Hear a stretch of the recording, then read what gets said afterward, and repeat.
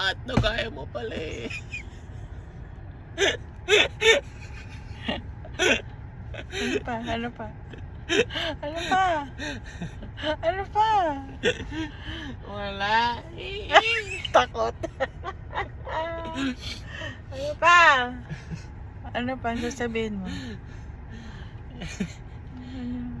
Magalit lang kung magalit eh. Ano sasabihin mo pa? Tigil na yan. Buong pamilya. Ako nga dapat ang galit eh.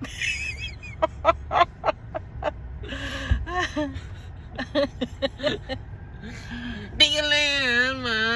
Bakit ba? Gusto mo ko magalit? Wow. Ikaw nga, hindi mo siya pagalitan eh. Gusto mo na ako daw umiyak. Eh.